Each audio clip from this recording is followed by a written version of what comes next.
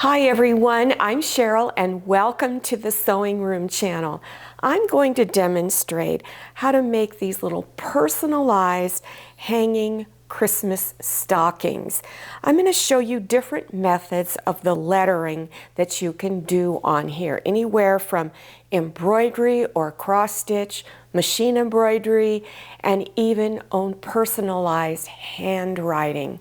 Where I got my socks was off of Amazon.com, and in this box are 6 pairs, so you could make 12 just out of this one box, and they were pretty reasonably priced. Okay, let's get started. On my pieces I used cross stitch. You can also do hand embroidery. This is from an embroidery machine, so you usually have more letter styles on an embroidery machine.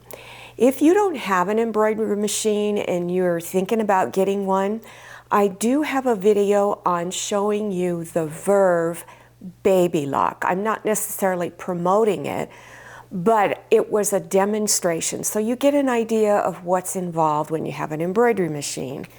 This is sewing machine stitching. And most of your computerized sewing machines and even some of your mechanical sewing machines have this option on there. You may only have one letter style. My machine had 3 on there, so you may have all 3 or just only one. If you're using your sewing machine to put your lettering on the back of your fabric, I recommend you put fusible interfacing on, anywhere from a medium to heavy weight. This helps to keep it stiff and your letters come out a lot easier. This is what the screen looks like on my sewing machine. Yours is probably going to look a little different. So this is the lettering style I have selected. There's an uppercase menu, and then there's a lowercase menu. Make sure you check to have the correct presser foot on. Also on my machine, I'm removing the foot pedal plug so that I can just press another button for it to start stitching. So make sure you check your user's manual for the correct presser foot to use. So when I want to start stitching, I've got my fabric in and my presser foot is down. I've removed the foot pedal option and I'm just going to press. I'm going to just guide the fabric until it is finished stitching.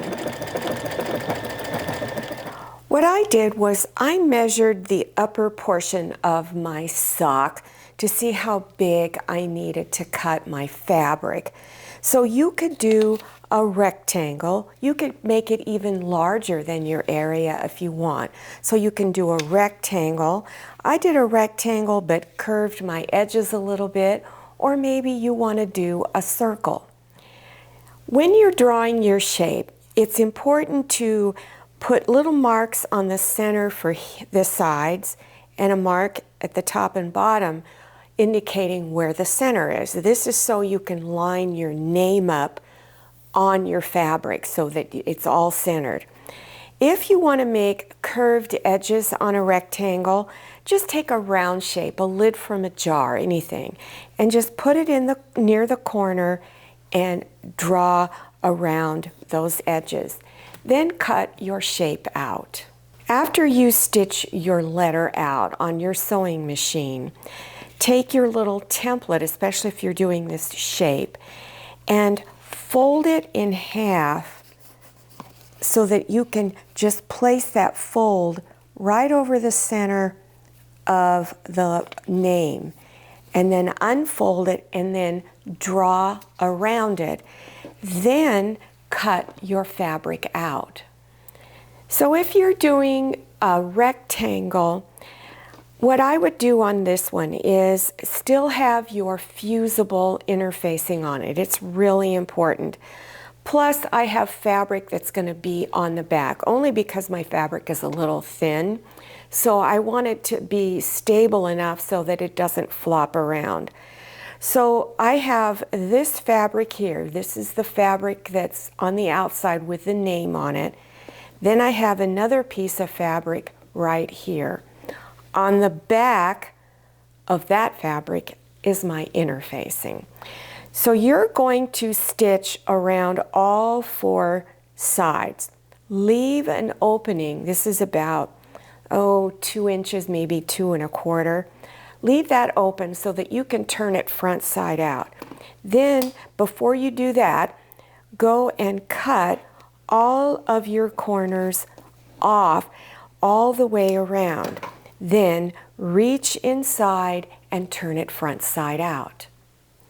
After you've turned it front side out, turn your opening edges inside so that it's even across here. Then give it a good pressing. Then I recommend that you sew around the edges. Place a pin here to hold this opening closed and just stitch close to the edge all the way around.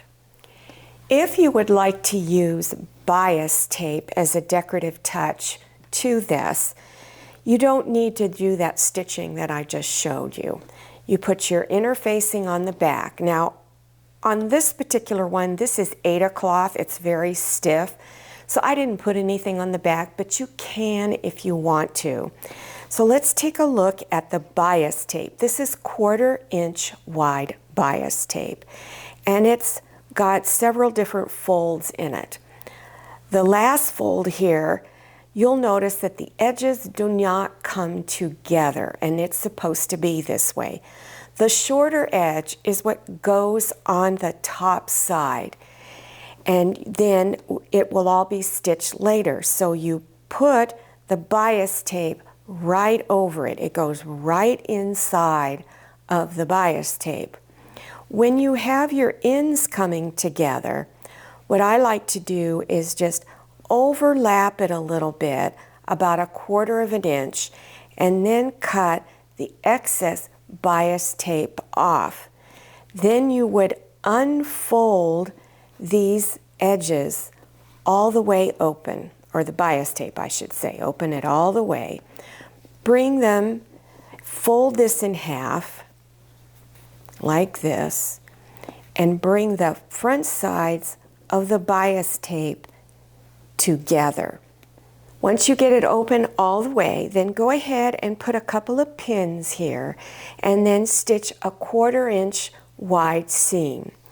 And then unfold it all and place it over the edge. When I am placing bias tape over the edge like this, especially on Aida cloth, I'll put little clips around to hold it in place.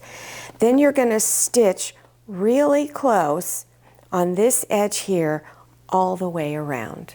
To put the name label on the stocking, you could either do a little hand tack stitch at a couple of the edges here, or you can do what I did because it's really easy for me, and that is to use a hot glue gun.